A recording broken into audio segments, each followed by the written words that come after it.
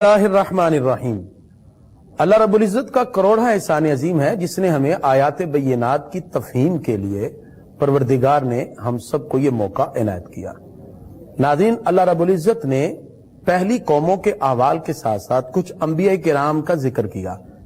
قرآن مجید فرقان حمید میں کچھ آیات وہ ہیں جو علم التذکیر بایام اللہ سے تعلق رکھتی ہیں، یعنی وہ ایام، وہ گھڑیاں، وہ وقت، وہ اوقات جو پہلی امتوں پر گزرے، اور کچھ اس کے اندر اللہ رب العزت نے ان امتوں پر آنے والے عذاب کا ذکر کیا اور بالخصوص انبیاء کرام کی عظمتوں کا بھی ذکر فرمایا۔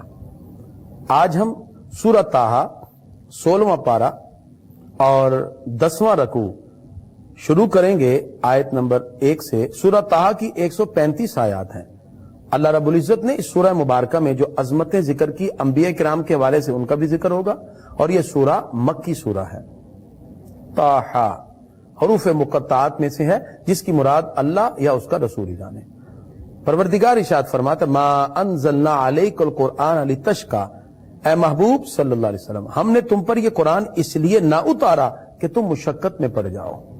فرمایا الا تذکرۃ لمن یخشی، ہاں یہ نصیحت ہے اس کے لیے جو ڈر رکھتا ہو۔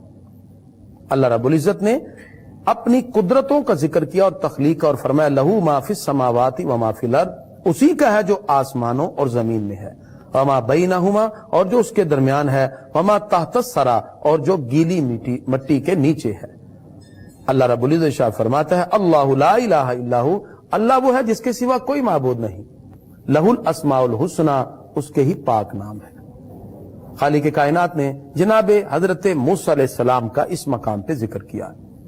ناظرین، سورہ طٰہٰ کی ابتدائی آیات میں حضرت جناب موسیٰ علیہ السلام کا مدین سے مصر کی طرف آنے والا جو وقت ہے اور جو واقعہ ہے اس کا ذکر کیا گیا کہ جناب حضرت موسیٰ علیہ السلام مدین میں شعیب علیہ السلام سے اجازت لے کے مصر میں آ رہے تھے، اور مصر میں آتے ہوئے راستے میں آپ کو نبوت کی اعلیٰ ترین چیزیں عطا کی گئیں اور کچھ معجزات۔ اور سورہ طٰہٰ کی اس سے اگلی آیت میں حضرت موسیٰ علیہ السلام کی ولادت اور ولادت کے بعد کے جو معاملات تھے وہ ذکر کیے گئے۔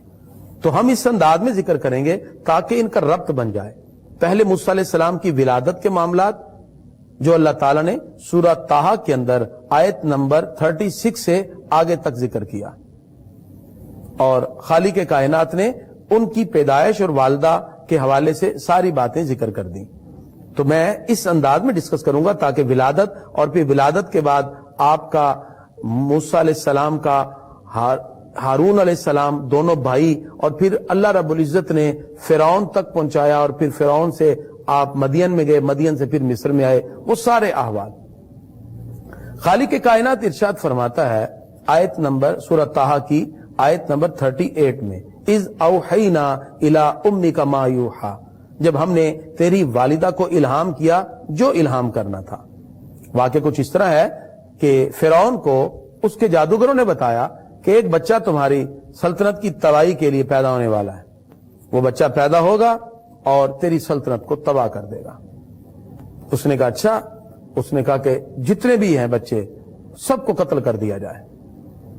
بچوں کو قتل کیا گیا۔ لوگوں نے کہا کہ یہ سارے قتل ہو جائیں گے، ہماری خدمت کون کرے گا؟ فرعون اور جو اس کے حواری، اس کے قریبی تھے، وہ سارے کے سارے قبطی کہلاتے ہیں، اور قبطیوں نے فرعون کے مشیروں نے کہا کہ اگر یہ سارے مر جائیں گے تو پھر کس طرح ہماری خدمت کرنے والے لوگ بچیں گے؟ ایک قول کے مطابق 70,000 سے زیادہ بچے اس نے قتل کر دیے۔ تو پھر اس نے کہا 1 سال قتل کیا جائے، 1 سال چھوڑ دیا جائے۔ تو جس سال چھوڑا گیا اس سال ہارون علیہ السلام پیدا ہوئے، جس سال بچوں کو قتل کیا جا رہا تھا اس سال جناب حضرت موسیٰ علیہ السلام پیدا ہوئے۔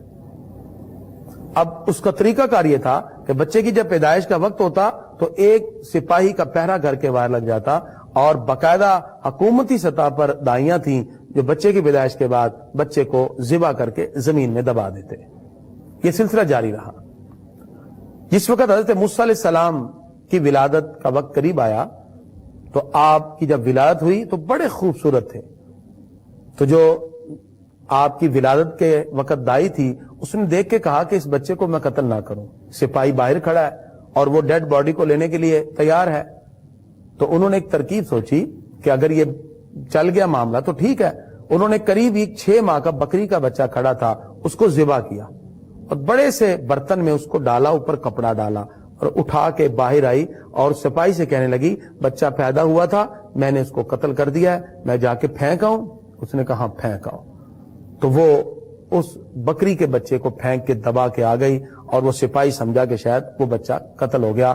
حضرت موسیٰ علیہ السلام زندہ ہیں اور اپنی والدہ کی آغوش محبت میں ہیں.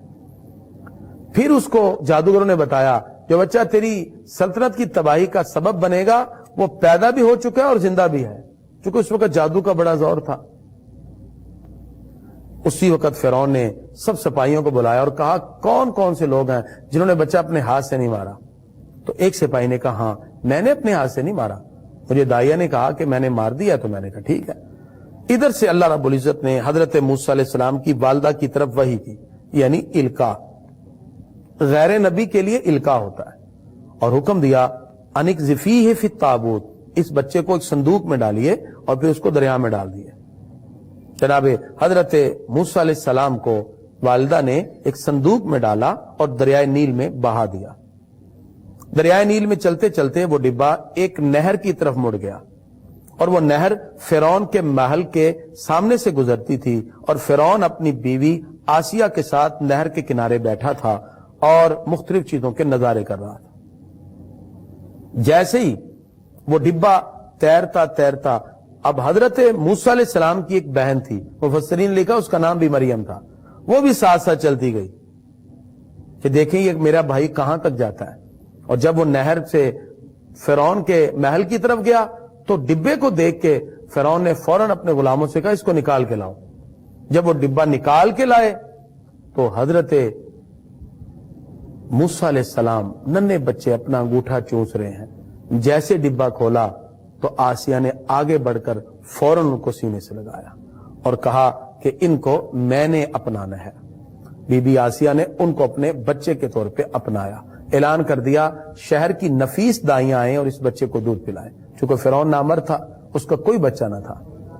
جس وقت حضرت موسیٰ علیہ السلام کے لیے دائیاں آئیں تو آپ نے کسی کا دودھ نہ پیا. ادھر سے بہن بھی بھاگ کے گئی اور والدہ سے کہا کہ موسیٰ ہمارا جو بھائی ہے وہ تو فرعون کے محل میں پہنچ چکا ہے اور دائیاں ڈھونڈ رہے ہیں, آئیے آپ بھی جلدی سے. آپ کی والدہ بھی آئیں تو اس طرح آپ کی والدہ نے بچے کو گود میں لیا تو موسیٰ علیہ السلام ماں کی آغوش میں آ کے دودھ پینے لگ جاتے ہیں.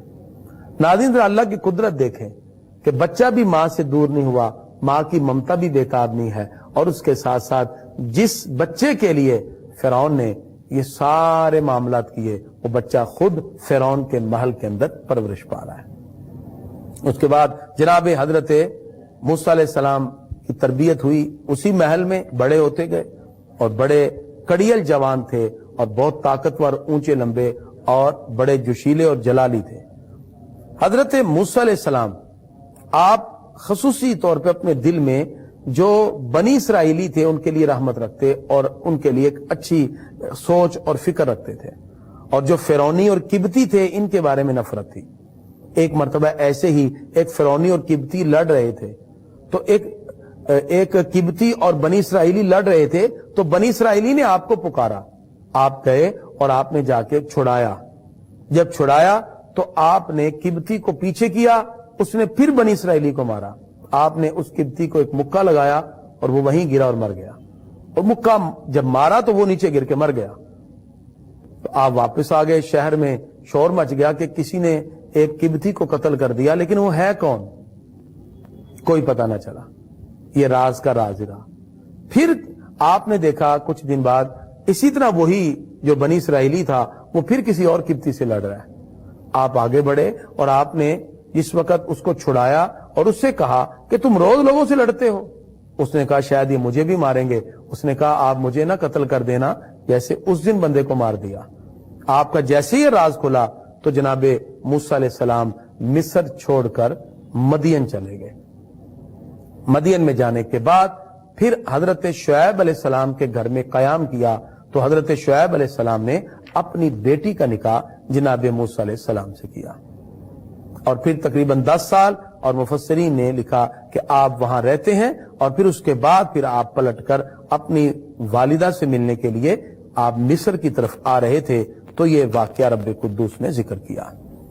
اللہ تعالیٰ ارشاد فرماتا ہے آیت نمبر 10 میں، اذ رأى نارن، جب انہوں نے ایک آگ دیکھی، سردیوں کا موسم تھا، دور سے چمکتی ہوئی ایک چیز نظر آئی، جناب موسیٰ علیہ السلام گھبرا گئے کہ یہ کیا ہے۔ پھر انہوں نے کہا کہ یہ آگ ہے، اور سردی کی ٹھٹرتی رات تھی، اپنی زوجہ سے کہا یہاں ٹھہرو۔ فقال علی اہلہ، آپ نے زوجہ سے کہا امکثوا انی آنست نارا، آپ یہاں رکیے، میں آگ لے کے آتا ہوں تاکہ لکڑیاں جلائیں اور سردی کی اس رات میں اس رات کو گزارنے کا کوئی ہیلہ بنائیں۔ جیسے آپ آگے بڑھے، اللہ رب العزت ارشاد فرماتا ہے فلما اتاہا، جب وہ قریب گئے، نودی یا موسیٰ، تو ایک ندا آئی، اے موسیٰ انی انا ربک، بے شک میں تمہارا رب ہوں۔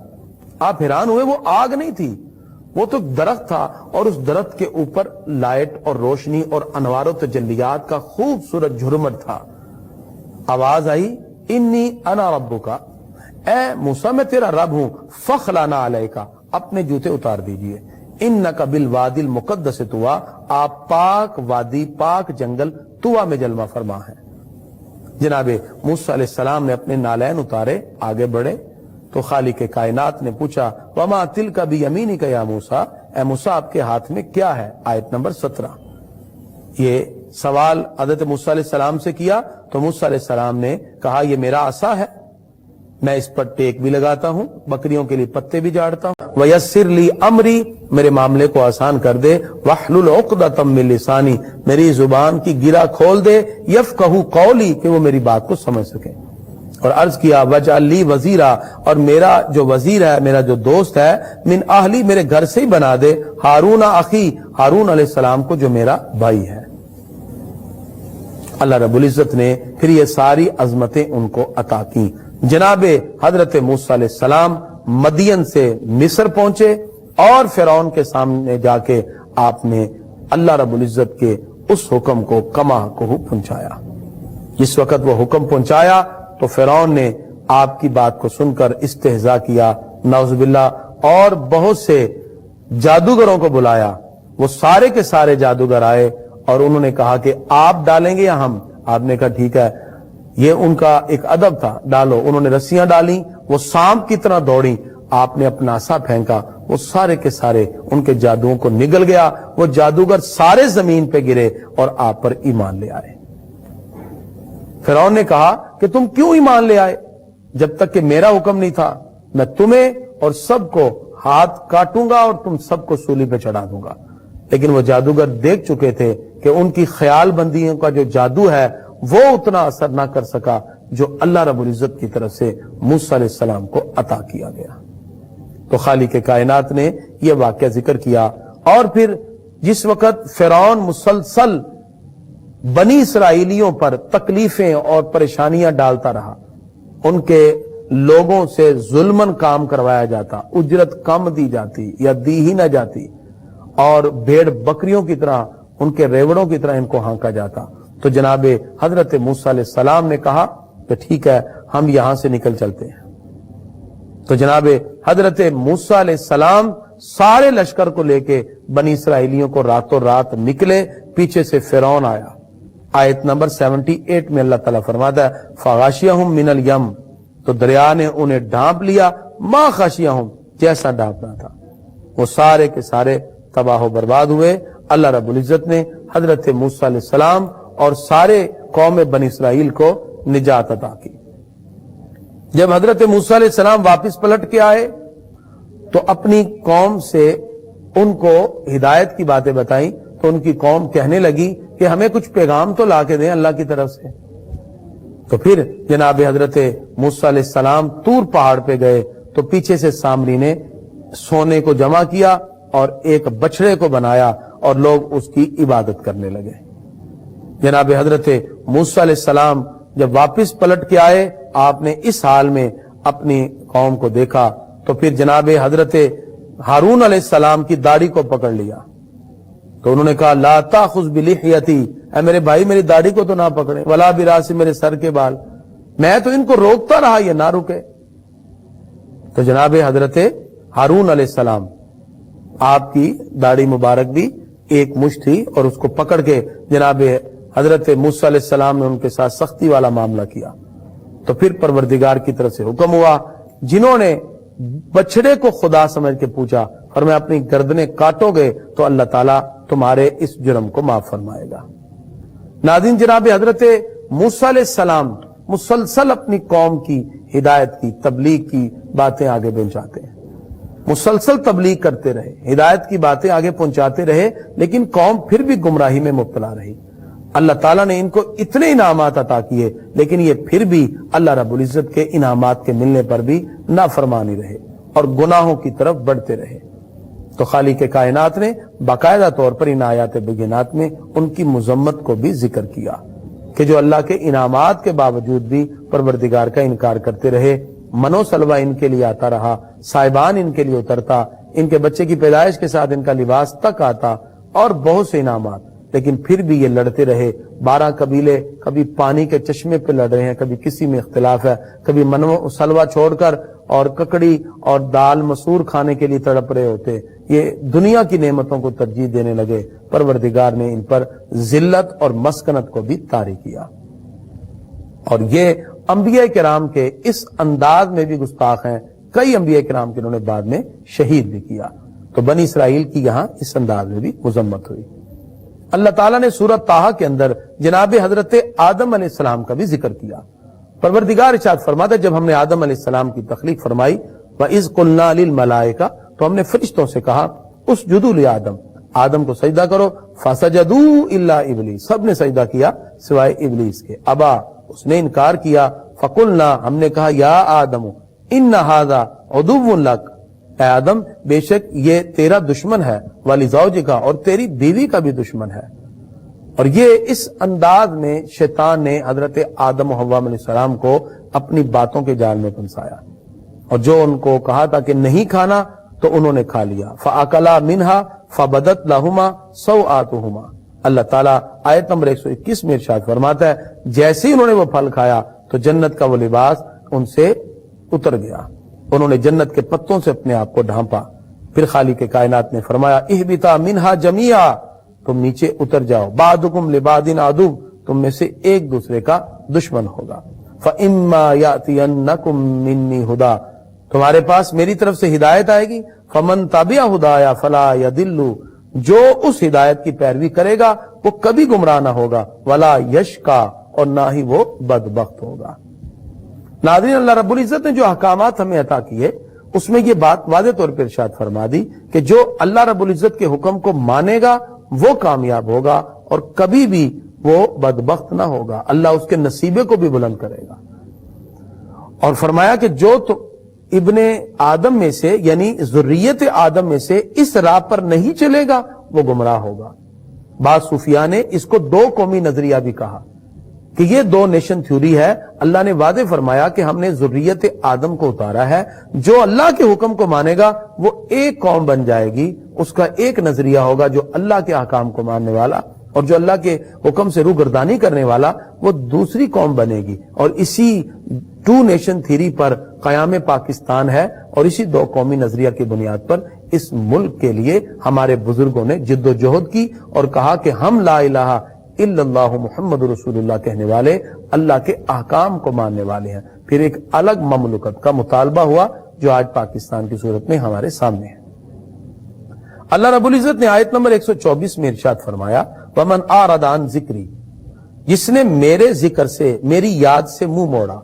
इसमें बाद मुफस्सरीन ने कहा जिक्र से मुराद कुरान है, क्योंकि अल्लाह ताला ने इरशाद फरमाया, इन्ना नहनु नज़्ज़लना ज़िक्रा व इन्ना लहु लाफ़िज़ून, हमने इस जिक्र को यानी कुरान को नाजिल किया, हम ही इसकी हिफाजत करने वाले हैं। तो फरमाया वमन आरदा अन जिक्री, जिसने मेरे जिक्र से यानी मेरे कुरान से मुंह मोड़ा, फ़इन्न लहु मईशतन दनका, हम उसकी जिंदगी को तंग कर देंगे। ये अल्लाह का फैसला है। तो नाज़रीन, जब कुरान से कोई मुंह मोड़ता है तो फिर अल्लाह की रहमतें नहीं होती। इसलिए अपने ताल्लुक को कुरान से जोड़िए, साहिब कुरान से जोड़िए। अल्लाह फरमाता हम उसकी जिंदगी को तंग कर देंगे, उसकी माइशत स्ट्रांग ना रहेगी, फिर वो इकोनॉमिक वैल्यूज के अंदर इस अंदाज में मुख्तलिफ चीजों में मुब्तला होगा कि उसको हकीकत की राह दिखाई ना देगी। ये तो दुनिया के अंदर होगा। اللہ تعالیٰ ارشاد فرماتا ہے وَنَحْشُرُهُ يَوْمَ الْقِيَامَةِ أَعْمَى، ہم قیامت کے دن اسے اندھا کر کے اٹھائیں گے۔ اب وہ شخص جو دنیا میں آنکھوں والا تھا لیکن اللہ کے احکام کو نہ مانا اور قرآن سے منہ موڑ کے بیٹھا رہا، اعمال صالحہ نہ کیے، برائی کی طرف چلتا رہا، گناہوں کی وادیوں میں بھٹکتا رہا، زندگی اللہ اس کے رسول کی مخالفت میں گزار دی، اللہ فرماتا جب ہم اس کو دنیا کے اندر کوئی کسی قسم کی معیشت میں وہ برکت نہ دیں گے، دنیا کے معاملات تو گزر جائیں گے، قیامت میں جب وہ اٹھے گا تو آنکھ والا نہ ہوگا، اندھا ہو کے ہم اسے اٹھائیں گے۔ قال اب وہ کہے گا ربی لما حشرتنی اعمی، یا اللہ تو نے مجھے اندھا کیوں کیا، وقد کنت بصیرا، میری تو آنکھیں تھی، مجھے تو نظر آتا تھا، آج میں اندھا ہوں۔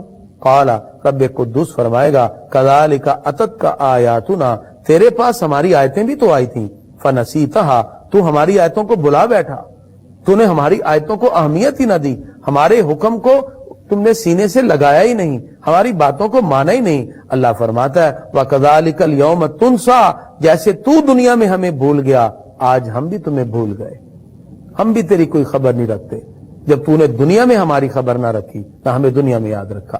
اللہ تعالیٰ آیت نمبر 127 میں ارشاد فرماتا ہے وَكَذَلِكَ نَجْزِي مَنْ أَسْرَفَ، ہم ایسے ہی بدلہ دیں گے جو حد سے بڑھنے والا ہے۔ وَلَمْ يُؤْمِنْ، اللہ رب العزت فرماتا ہے جو ایمان نہ لائے بِآیاتِ رَبِّهِ، اپنے رب کی آیات پر، وَلَعَذَابُ الْآخِرَةِ أَشَدُّ، ان کے لیے سخت ترین عذاب سب سے زیادہ، وَأَبْقَى، اور دیر پا۔ ایسے لوگوں کے لیے عذاب سخت بھی ہوتا ہے اور دیر پا بھی ہوتا ہے، یعنی کنٹینیوٹی کے ساتھ اللہ ان کو عذاب میں مبتلا کر دیتا ہے۔ تو خالق کائنات نے خاص طور پہ اس کا ذکر کیا۔ آیت نمبر 130 میں اللہ تعالیٰ نے نماز کے کچھ اوقات کا ذکر کیا اشارتاً۔ اللہ رب العزت ارشاد فرماتا ہے فَاصْبِرْ عَلَىٰ مَا يَقُولُونَ، آپ صبر کرو جو کچھ وہ کہتے ہیں، وَسَبِّحْ بِحَمْدِ رَبِّكَ قَبْلَ طُلُوعِ الشَّمْسِ، سورج کو طلوع ہونے سے پہلے پہلے اللہ کی پاکی بیان کرو۔ تو سورج طلوع ہونے سے پہلے جو اللہ کی پاکی بیان کی جاتی ہے، ناظرین سے مراد فجر کی نماز ہے۔ اس لیے فجر کی بڑی تاکید کی۔ آقا علیہ الصلوۃ والسلام فرماتے ہیں جب کوئی بندہ سوتا ہے تو شیطان اس کے سر پہ 3 گرا لگا دیتا ہے، 3 نوٹ اس کے سر پہ لگ گئے، 3 گرا۔ فرمایا جب وہ اٹھے اور تعوذ پڑھے یا دعا پڑھ لے، تو جب دعا پڑھ لیتا ہے تو اللہ تعالیٰ اعوذ باللہ یا دعا پڑھنے کی وجہ سے ایک گرا کھول دیتا ہے۔ الحمدللہ الذی احیانی بعد ما اماتنی والیہ النشور۔ فرمایا جس وقت وہ وضو کرتا ہے دوسری گرا بھی کھل جاتی ہے، جب وہ نماز کے لیے اللہ اکبر کہتا ہے تیسری گرا بھی کھل جاتی ہے۔ طیب النفس، پاکیزہ روح اور جسم کے ساتھ اس کا دن کا آغاز ہوتا ہے۔ تو اس لیے فرمایا کہ سب سے پہلے سورج طلوع ہونے سے پہلے پہلے میری پاکی بولو، وقبل غروبہا، اور ڈوبنے سے پہلے۔ ڈوبنے سے پہلے اس سے مراد عصر اور ظہر کی نمازیں ہیں۔ عصر اور ظہر یہ سورج ڈوبنے سے پہلے پہلے ہیں۔ اللہ تعالیٰ نے ارشاد فرمایا وَمِنْ أَنَاءِ اللَّيْلِ، اور رات کی گھڑیوں میں فَسَبِّحْ، میری پاکی بولو۔ اور رات کی گھڑیوں سے مراد یعنی مغرب اور عشاء، جب سورج غروب ہو جاتا ہے اس وقت رات شروع ہو جاتی ہے، اور فرمایا میری پاکی کو بیان کرو۔ خالق کائنات نے خاص طور پر تاکید کے ساتھ ارشاد فرمایا وَأَطْرَافَ النَّهَارِ لَعَلَّكَ تَرْضَىٰ، اور دن کے کناروں پر اس امید پر کہ تم راضی ہو، یعنی فجر اور مغرب کی نمازیں یہ دونوں دن کے کنارے پر ہیں، یہ نہایت ہی اہم ہے۔ اور اس کے درمیان جو عصر کی نماز ہے اس کے لیے الگ سے حکم آیا۔ اللہ رب العزت فرماتا ہے حافظوا علی الصلوات، نماز کی حفاظت کرو، والصلاۃ الوسطی، بالخصوص درمیانی نماز، اور اس سے مراد عصر کی نماز ہے۔ اللہ رب العزت یہ بھی ارشاد فرماتا ہے وَأْمُرْ أَهْلَكَ بِالصَّلَاةِ، اپنے گھر والوں کو نماز کا حکم دو، وَاسْتَبِرْ عَلَيْهَا، اور اس پہ ثابت قدم رہو، اور میں ہم تمہیں بھی رزق دیتے ہیں ان کو بھی رزق دیں گے۔ اللہ تعالیٰ نے آیت نمبر 135 سورہ طٰہٰ میں ارشاد فرمایا تم فرماؤ سب راہ دیکھ رہے ہیں تم بھی راہ دیکھو، تو اب جان جاؤ کہ کون ہے جو سیدھی راستے جانے والے ہیں اور کس کو اللہ نے خاص طور پر ہدایت عطا فرمائی۔ اللہ رب العزت نے اسی طرح 17واں پارہ سورہ انبیاء، سورہ انبیاء مکی ہے، اس میں 7 رکوع ہیں، 112 آیات ہیں۔ اس میں اللہ تعالیٰ نے کچھ قیامت کے احوال کا ذکر کیا۔ ناظرین جو ہمارے فنڈامنٹل بلیو ہیں، توحید، رسالت، ملائکہ، آسمانی کتابیں، اس میں آخری تصور آخرت ہے، اور اسلام ہمیں قیامت کے بارے میں اور آخرت کے بارے میں خاص طور پہ کچھ تصورات دیتا ہے۔ نبی کریم صلی اللہ علیہ وسلم ارشاد فرماتے ہیں قبر کی زیارت کیا کرو، اس سے تمہیں آخرت کی یاد آتی ہے، یعنی اپنی موت اور اپنے قبر کے احوال بھی یاد آتے ہیں۔ تو اللہ تعالیٰ نے سورہ انبیاء اس کی سب سے پہلی آیت میں ارشاد فرمایا اقترب للناس، قریب ہو گیا لوگوں کے، حسابہم، ان کا حساب، وہم فی غفلۃ موردون، اور وہ غفلت میں اپنی زندگی گزار رہے ہیں۔ یعنی لوگوں کا حساب قریب ہے، اللہ کی بارگاہ میں انہوں نے حاضر ہونا ہی ہونا ہے۔ اقترب للناس حسابہم، لوگوں کے قریب ان کا حساب ہو گیا اور وہ غفلت میں پڑے ہیں۔ اللہ تعالیٰ ارشاد فرماتا ہے کچھ لوگ کھیل کود میں پڑے ہیں۔ رب قدوس نے خاص طور پہ ارشاد فرمایا کہ تمہیں چاہیے ان آیات بینات میں کہ آخرت کی طرف بھی توجہ کرو، اللہ رب العزت کی ان باتوں کو دل سے تسلیم کرو۔ پروردگار نے اس سے اگلی آیات بینات کے اندر واضح طور پر اپنی عظمتوں کا ذکر کیا اور فرمایا میں تمہاری ہر بات کو سننے والا بھی ہوں اور جاننے والا بھی ہوں۔ رب قدوس ارشاد فرماتا فَاسْأَلُوا أَهْلَ ذِكْرِ إِن كُنتُمْ لَا تَعْلَمُونَ، آیت نمبر 7۔ اللہ تعالیٰ ارشاد فرماتا ہے تم سوال کرو اگر تمہارے پاس علم نہیں، اور تم پوچھو گے تو تمہیں پتا چلے گا پہلی قوموں کے ساتھ کیا حال ہوا اور علم کی باتیں۔ ناظرین اس آیت سے پتا چلا کہ لازم ہے لوگوں پر کہ وہ دین کے مسائل خود دریافت کریں۔ بعض لوگ کچھ غیر شرعی عمل کرنے کے بعد کہتے ہیں کہ ہمیں پتا نہیں تھا، تو یہ علم رکھنا ہر بندے پر لازم ہے جو دارالاسلام میں رہتا ہے۔ تو لہذا اللہ تعالیٰ فرماتا فَاسْأَلُوا أَهْلَ الذِّكْرِ، اہل علم سے پوچھو اگر تمہارے پاس علم نہیں۔ لہذا ہر بات کو، ہر چیز کو سیکھنا جو کم از کم ہماری زندگی کی اسلام کے لحاظ سے بنیادی باتیں ہیں وہ ہم پر لازم اور ضروری ہے۔ خالق کائنات نے ان آیات بینات میں کچھ سابقہ قوم کے احوال بھی ذکر کیے، اور اللہ تعالیٰ حق اور باطل کے بارے میں بھی ارشاد فرماتا ہے کہ حق ہمیشہ باقی رہنے والا ہے اور باطل مٹ جاتا ہے، آیت نمبر 18 میں۔ اللہ رب العزت نے کچھ اپنی قدرت کا ذکر کیا اور فرمایا وَلَهُ مَنْ فِي السَّمَاوَاتِ وَالْأَرْضِ، اسی کا ہے جو کچھ آسمان اور زمین میں ہے، اسی کے ہیں جتنے آسمان اور زمین میں ہے، اور جو کچھ بھی ہے اس سب کا خالق و مالک اللہ ہے۔ کچھ لوگوں نے پروردگار کے علاوہ کسی اور کو بھی اپنا خدا مانا اور معبود مانا، تو اللہ تعالیٰ ارشاد فرماتا ہے اَمِ اتَّخَذُوا آلِهَةً، انہوں نے کچھ خدا بنا لی ہے من الارض، زمین میں، ہم ینشرون، اور کچھ پیدا کرتے ہیں، نعوذ باللہ، یعنی زمین میں سے کچھ خدا بنا لیے، کچھ درخت کو خدا بنا کے بیٹھے ہیں، کچھ سورج کو، کچھ چاند کو، اور کسی نے 3 خدا بنائے، کسی نے 2 بنائے۔ اللہ تعالیٰ فرماتا ہے نہ وہ 3 میں ہے نہ 2 میں ہے، اللہ عیسیٰ روح القدس کوئی نہیں، برہما وشنو شیو کوئی نہیں، آہرمن یزداں مجوسی کہتے ہیں 2 ہیں، ایک نیکی کا ایک برائی کا خدا کوئی نہیں، فرمایا اللہ تو ایک ہے۔ اللہ رب العزت نے یہاں ایک عقلی دلیل دی، ظاہری بات ہے لاجیکل ریفرنسز سے عقل کے مطابق انسان کی بہت سی چیزیں سمجھ آتی ہیں۔ پروردگار ارشاد فرماتا ہے لَوْ كَانَ فِيهِمَا آلِهَةٌ إِلَّا اللَّهُ لَفَسَدَتَا، اگر زمین و آسمان میں اللہ کے سوا 2 خدا ہوتے تو سارا نظام ہی خراب ہو جاتا۔ ایک خدا کہتا ہے میں نے اس کو امیر رکھنا ہے، دوسرا کہتا ہے میں نے اس کو غریب کرنا ہے، ایک کہتا ہے میں نے سورہ مشرق سے نکالنا ہے، ایک کہتا ہے میں نے مغرب سے نکالنا ہے، لَفَسَدَتَا، سارا نظام ہی بگڑ جاتا۔ اللہ تعالیٰ فرماتا فسبحان اللہ رب العرش، وہ پاک ہے جو عرش کا رب ہے، اما یصفون، ہر اس بات سے جس کو تم کسی نہ کسی طرح اللہ کی طرف منسوب کرتے ہو۔ پروردگار ارشاد فرماتا کچھ دلائل تو لے کے آؤ، یہ جو تم نے نعوذ باللہ اللہ کی طرف چیزیں منسوب کی ہیں کوئی بات تو لے کے آؤ، کیا تمہارے پاس کوئی ایسی بات ہے؟ نعوذ باللہ قطعاً اللہ رب نے فرماتا ہے کہ رب قدوس کی طرف ان چیزوں کو منسوب نہ کرو۔ خالق کائنات نے ارشاد فرمایا وَهُوَ الَّذِي خَلَقَ اللَّيْلَ وَالنَّهَارِ، وہی ذات ہے جس نے بنائے رات اور دن، وَالشَّمْسَ وَالْقَمَرَ، سورج اور چاند، كُلٌّ فِي فَلَكٍ يَسْبَحُونَ، سارے کے سارے ایک دائرے میں گھوم رہے ہیں۔ یہ بھی اللہ رب العزت کی قدرت کا بیان ہے۔ اللہ تعالیٰ فرماتا کہ میری قدرت کو دیکھو کہ میں نے زمین آسمان سورج چاند بنائے، سارے اپنے دائرے میں تیر رہے ہیں، کبھی نہیں ہوا کہ کوئی چیز جو ہے وہ لیٹ ہوگی ہو۔ کیسا ڈسپلن کا نظام ہے، اور زندگی بھی ڈسپلن سے چلتی ہے۔ یہ اللہ تعالیٰ کی قدرتیں ہمارے لیے پریکٹیکل لائف میں بھی ان چیزوں کو ثابت کرتی ہے کہ اگر یہ کائنات کا نظام ایک ڈسپلن میں چل رہا ہے تو ہماری لائف بھی ڈسپلن میں ہونی چاہیے۔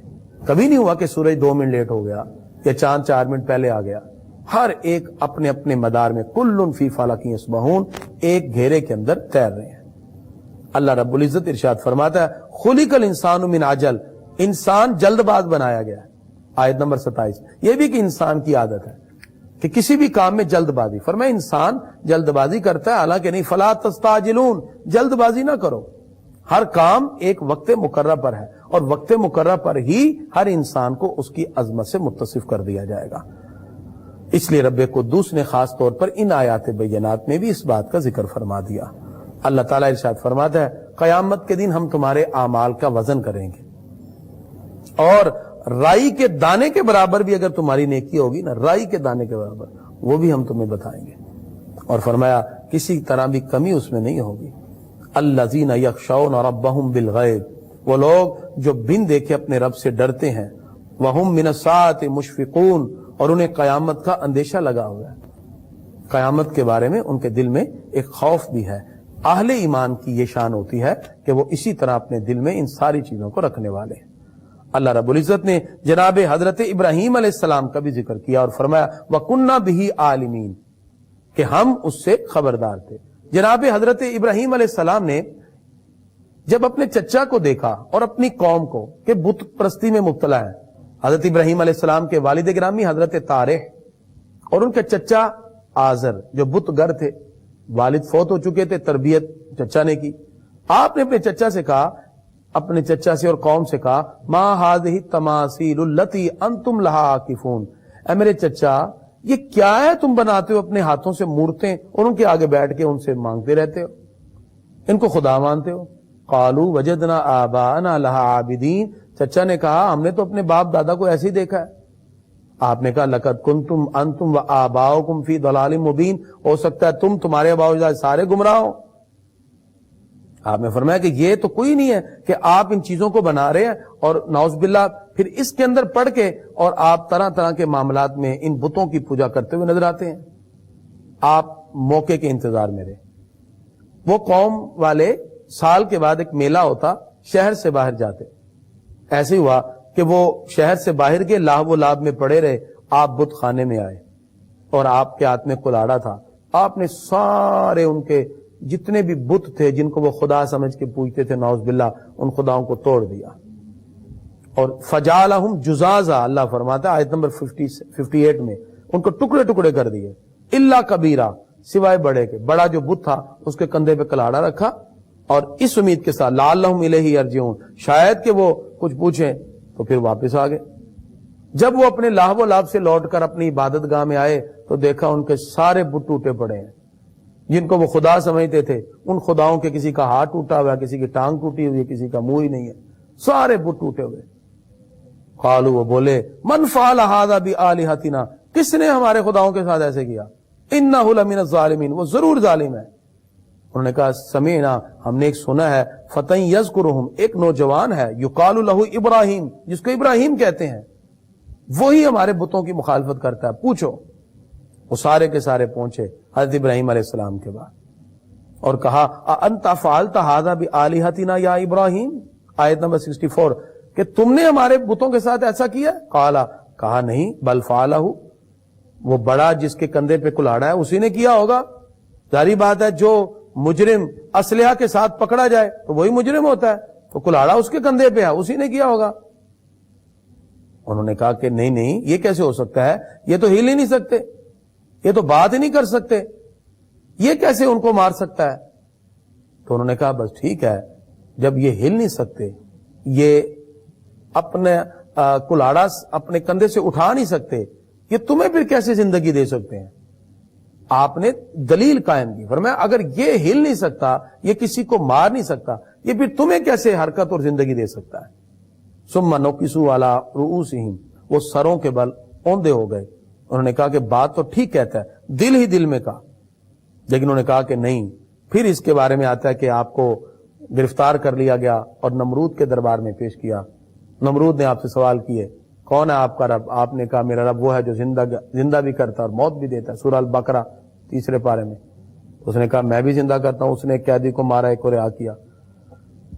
پھر آپ نے کہا میرا رب وہ ہے جو سورج مشرق سے نکالتا ہے، اگر تو خدا ہے تو مغرب سے لا. اس کے طوطے اڑ گئے. اس نے آپ کو قید کیا اور کہا کہ اس کو قید رکھو اور لکڑیاں اکٹھی کی جائیں. نمرود اور اس کی قوم نے ابراہیم علیہ السلام کو جلانے کی کوشش کی، ایک مکان میں قید کیا، 1 مہینہ تک اعلان کر دیا جتنی لکڑی ہو سکتی ہے اکٹھی کرو، آگ جلائی، اتنی تیز آگ تھی اس کی تپش سے ہوا میں جو پرندے اڑ کے جاتے وہ بھی گر جاتے، اور سب حشرات الارض پریشان تھے سوائے اس چھپکلی کے بارے میں آتا ہے کہ یہ پھونکے مار رہی تھی اس کو اور اونچا کرنے کے لیے، اس لیے حضرت عائشہ صدیقہ رضی اللہ تعالیٰ عنہ سے کسی نے پوچھا کہ آپ نے گھر میں نیزہ رکھا ہوا ہے؟ نیزہ تو جنگ کے لیے ہے، فرمایا اس لیے یہ جو چھپکلی ہے نا، بعد میں گرگٹ کہا کہ ہم اس کو مارتے ہیں، کیونکہ سرکار نے فرمایا تھا کہ سارے اس وقت پریشان تھے، ابراہیم علیہ السلام کو آگ میں ڈالا جا رہا ہے، یہ پھونکے مار کے اس کو تیز کر رہی تھی، اس کو مارو ثواب ملتا ہے، تو وہ پھونکے مار رہی تھی۔ حضرت ابراہیم علیہ السلام، اب مسئلہ یہ پیش آیا کہ آگ میں کون ڈالے گا؟ حضرت ابراہیم علیہ السلام کو جیسے گلیل ہوتی ہے ایک گوفن میں بٹھایا باندھ کے اور اس کو گھمایا کہ یار بڑا کوئی قریب جاتا تو وہ جل جاتا، کہ ابراہیم علیہ السلام کو اس میں ڈالنے کے لیے گوفن منگوائی بہت بڑی گلیل نما، جیسے گلیل میں ایک چھوٹا سا پتھر رکھ کے مارا جاتا ہے، تو وہ بڑی گلیل تھی، اس میں آپ کے ہاتھ باندھ دیے اور آپ کو بٹھا کے اس کو گھمایا۔ جس وقت آپ کو اس انداز میں گھما کے پھینکنے لگے تو جبریل امین علیہ السلام آ گئے اور کہا پیارے ابراہیم آپ رب سے دعا تو کریں۔ جناب ابراہیم علیہ السلام کا توکل دیکھیں اور اللہ کی ذات پر بھروسہ دیکھیں، کہا میرا رب مجھ سے زیادہ میرے حال کو جاننے والا ہے، حسبنا اللہ و نعم الوکیل، یہ آپ کی زبان پہ تھا۔ ناظرین یہ وظیفہ آپ بھی پڑھا کریں، حسبنا اللہ و نعم الوکیل، دنیا کی ساری پریشانیاں دور ہوں گی، یہی زبان پہ تھا، حسبنا اللہ و نعم الوکیل، میرے لیے میرے اللہ ہی کافی ہے۔ وہ کتنا اچھا کارساز ہے، جیسے ہی آپ کو گھما کے ڈالا اللہ فرماتا ہے ہم نے حکم دیا، جب انہوں نے کہا کہ ہم نے آگ میں ڈالنا ہے، قالوا حرقوا، ان کو جلا دو، وانصروا آلہتکم، اپنے خداؤں کی مدد کرو، اللہ فرماتا قلنا یا نار کونی بردا وسلاما علی ابراہیم، جیسے ابراہیم علیہ السلام آگ میں جلوہ فرما ہوئے، اللہ فرماتا ہم نے حکم دیا آگ میرے پیارے ابراہیم پہ ٹھنڈی ہو جا، اور اتنی بھی ٹھنڈی نہ ہونا کہ سردی لگے، بلکہ سلام علی ابراہیم، ابراہیم علیہ السلام پر سلامتی والی ہو جائے۔ رسیاں ساری جل گئی، ابراہیم علیہ السلام آگ میں جلوہ فرما ہے۔ پھر جناب حضرت ابراہیم علیہ السلام جب آپ نے دیکھا یہ قوم ماننے کے لیے تیار نہیں، پھر آپ نے وہاں سے کوچ کیا۔ اللہ تعالیٰ ارشاد فرماتا آیت نمبر 71 میں 71 وَنَجَّيْنَاهُ وَلُوطًا إِلَى الْأَرْضِ الَّتِي، اور ہم نے لوط کو اور جناب ابراہیم علیہ السلام کو اس زمین کی طرف ہم نے ان کو منتقل کر دیا، بارکنا فیہا للعالمین، جس میں ہم نے برکتیں ہی برکتیں رکھی ہیں۔ لہذا آپ عراق سے روانہ ہوئے اور پھر اس زمین یعنی ملک شام کی طرف پہنچے۔ اللہ تعالیٰ نے وہاں آپ کو بیٹے کی نعمت عطا فرمائی، وَوَهَبْنَا لَهُ اسحاق، اللہ نے اسحاق علیہ السلام ان کو عطا کیے، وَيَعْقُوبَ، اور پھر یعقوب علیہ السلام ان کو عطا کیے جو حضرت ابراہیم علیہ السلام کے پوتے تھے۔ خالق کائنات نے اس لیے ارشاد فرمایا انہی آیات بینات میں کہ نماز قائم کیجیے اور زکات دیجیے، اور حضرت لوط علیہ السلام کے بارے میں ارشاد فرمایا، حضرت جناب لوط علیہ السلام کے بارے میں آیت نمبر 74 میں فرمایا وَلُوطًا آتَيْنَاهُ حُکْمًا وَعِلْمًا، ہم نے لوط علیہ السلام کو حکومت اور علم عطا کیا۔ ناظرین جناب حضرت لوط علیہ السلام آپ کو بھی پروردگار نے عظمت دی، اور اسی طرح حضرت ابراہیم علیہ السلام کے ساتھ دین کے اندر یہ ان کے خاص طور پہ ممید و معاون بنے۔ حضرت ابراہیم علیہ السلام نے مقام فلسطین میں پھر نزول فرمایا۔ اسی طرح اللہ تعالیٰ نے جناب حضرت نوح علیہ السلام کا ذکر کیا۔ نوح علیہ السلام جس وقت مسلسل اپنے قوم کے لیے آپ کچھ نہ کچھ ان کے لیے منتقل کرتے ہیں، نوح علیہ السلام کو پروردگار نے عظمت عطا کی، ان کی قوم تباہ ہوئی، اللہ نے ان کو بچا لیا۔ حضرت داؤد علیہ السلام اور سلیمان علیہ السلام کا بھی ذکر ہوا۔ جناب حضرت سلیمان علیہ السلام اور داؤد علیہ السلام دونوں ہی اللہ کے نبی ہیں، لیکن اللہ تعالیٰ نے جناب حضرت سلیمان علیہ السلام کو بڑی فراست عطا کی۔ ایک معاملہ پیش آیا، اور معاملہ یہ تھا کہ کچھ بکریاں تھیں، وہ اسی کے کھیت میں چلی گئیں اور جا کے ان کی کھیتی کھا لی۔ اب معاملہ کیسے حل ہو؟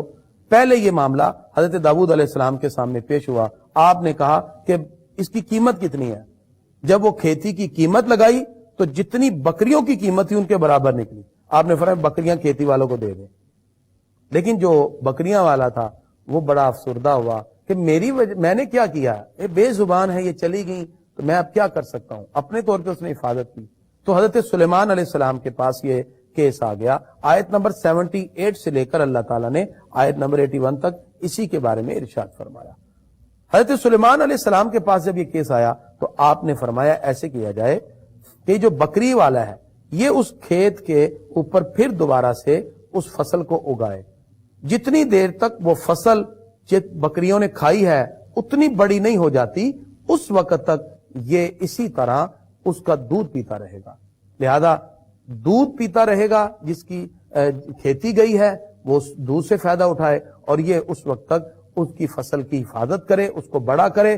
لہذا یہ فیصلہ پسند کیا حضرت داؤد علیہ السلام نے بھی. اس سے پتہ چلا اللہ تعالیٰ نے جناب حضرت سلیمان علیہ السلام کو بڑی حکمت عطا کی. آپ نے پوری دنیا پر حکومت کی، ہوائیں آپ کے انڈر ہو جاتی. پروردگار نے آپ کو یہ عظمت عطا کی. پروردگار ارشاد فرماتا ہے وَأَيُّوبَ إِذْ نَادَى رَبَّهُ أَنِّي مَسَّنِيَ الضُّرُّ. جناب حضرت ایوب علیہ السلام، ان کو بھی تکلیف لاحق ہوئی. اللہ تعالیٰ نے خاص طور پہ ان کا ذکر کیا. حضرت ایوب علیہ السلام حضرت اسحاق علیہ السلام کی اولاد میں سے ہیں. اللہ نے بڑی نعمتیں عطا کی. آپ کے پاس ہزارہ اونٹ، بکریاں، کھیتیاں، باغات، لیکن اللہ کی آزمائش بھی ہے. اللہ تعالیٰ نے پھر آپ کو تکلیف میں ڈال دیا. آپ بیمار ہو گئے، جسم شریف میں آبلے پڑ گئے، بدن مبارک آپ کا زخموں سے بھر گیا. لیکن پھر پروردگار آپ نے صبر کتنا کیا.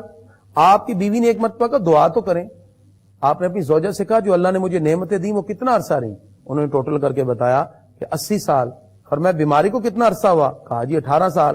فرمایا مجھے اس رب کی بارگاہ میں دعا کرتے ہوئے شرم آتی ہے جس نے مجھے 80 سال نعمتیں دیں، اگر اس رب نے مجھے بیماری دے دی تو کیا ہے. اللہ فرماتا ہے ایوب اذ نادى ربه.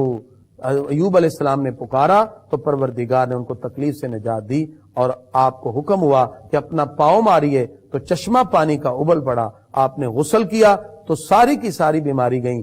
آپ نے اندرونی پانی پیا تو باطنی ساری بیماری چلی گئی. پھر اسی طرح 40 قدم چلے، پھر آپ نے پاؤں مارا، پھر پانی نکلا، پھر اس کو پیا. ظاہراً باطناً تمام تکلیفیں آپ کی دور ہوئیں. اللہ نے حضرت ایوب علیہ السلام کے صبر کو بیان کیا. اب قیامت تک کے لیے جب بھی کسی کو تکلیف آتی ہے ایوب علیہ السلام کے صبر کو اپنے سامنے رکھتا ہے. تو یہ صبر کو اپنانا چاہیے تکلیف جیسی بھی ہو. پھر اللہ تعالیٰ ارشاد فرماتا ہے اسماعیل علیہ السلام کا ذکر کیجئے، ادریس علیہ السلام کا، ذوالکفل کا ذکر کیجئے. یہ سارے کے سارے صبر والے تھے. تو حضرت جناب یونس علیہ السلام کا ذکر ہوا. یونس علیہ السلام اللہ رب العزت نے آیت نمبر 87 میں ان کا ذکر کیا ہے کہ اللہ کی طرف سے ابھی حکم نہ ہوا تھا لیکن وہ ہجرت کر جاتے ہیں. جب ہجرت کر گئے تو پھر مچھلی کے پیٹ میں گئے، مچھلی کے پیٹ سے پکارے لا الہ الا انت سبحانک انی کنت من الظالمین. پھر اللہ کے حکم سے ان کو مچھلی نے نگل دیا اور وہ زمین پر تشریف لائے. اس لیے کہ بھی اللہ کا حکم نہ ہوا تھا. حضرت یونس بن متا وہاں سے گئے، اللہ تعالیٰ نے ان کو اس عتاب میں مبتلا کیا. جناب زکریا علیہ السلام کا ذکر کیا. زکریا علیہ السلام نے دعا کی اللہ مجھے تنہا نہ کیجیے. اللہ نے ان کو اولاد عطا کی. پروردگار نے بڑھاپے میں ان کو اولاد عطا کی.